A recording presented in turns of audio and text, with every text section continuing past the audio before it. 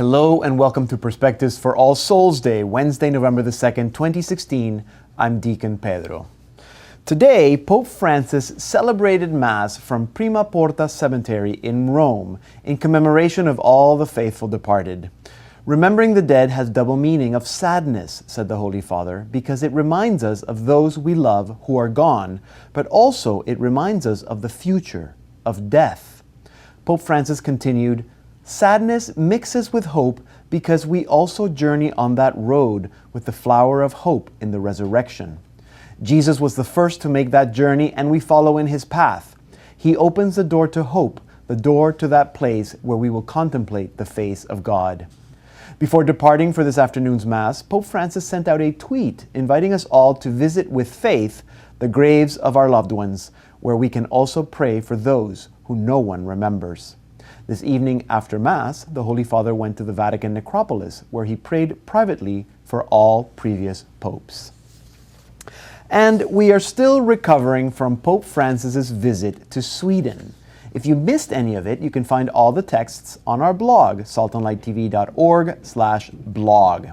Now, upon his return last night, Pope Francis paid his customary visit to the Basilica of St. Mary Major, where he gave thanks to the Blessed Virgin Mary for a fruitful journey.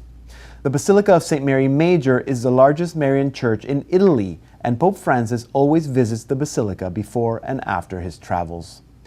Last night, on the papal flight on his return to Rome, Pope Francis said that dialogue that favors negotiation is the only way out of conflict. He was speaking about his recent meeting with Venezuela's controversial president, Nicolas Maduro. The Holy Father said that he met with Maduro because the president requested the meeting. He said that he listened to Maduro for about half an hour, asked one or two questions, and listened to his opinions. During the press conference, Pope Francis reiterated that dialogue is the only way out of conflict.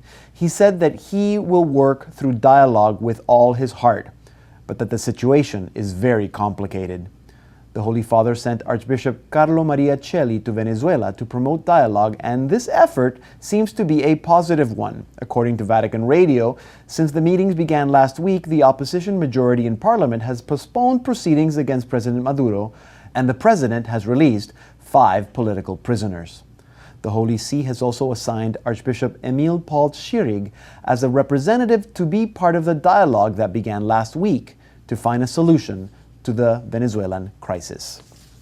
And this morning, Pope Francis met with church leaders from South Sudan. The meeting was with Catholic, Anglican, and Presbyterian leaders who gave the Holy Father an update on the deteriorating situation in their country and invited him to visit. The Catholic Archbishop of Juba, Paulino Lukudu Loro, says that if the Holy Father came to South Sudan, it would raise awareness of the critical humanitarian and security situation. South Sudan gained independence in July 2011 and is the world's youngest country. Despite initial hopes of a peaceful future, conflict broke out in December 2013 and a fragile peace agreement signed in August 2015 has now broken down. And today is the Feast of All Souls, a day when we remember all those who have died, holding on to the hope that earthly death is not the end. Each November 2nd, all over the world, Catholics visit the graves of their loved ones, and the Church prays for their eternal rest. Catholics believe that we can pray for souls in purgatory to help in their purification, knowing that their final destiny is heaven. Today is also a day when it's possible to gain a plenary indulgence for the souls of our loved ones who are in purgatory. According to Pope Paul VI's Apostolic Constitution, Indulgentiarum Doctrina, Catholics can gain a plenary indulgence for a soul in purgatory in any church or public oratory, following the ordinary conditions for gaining indulgences: celebrating the Sacrament of Reconciliation, receiving communion, and praying for the Holy Father's intentions. And that's all for today. Thanks for being with us, and may God continue to bless you and your home.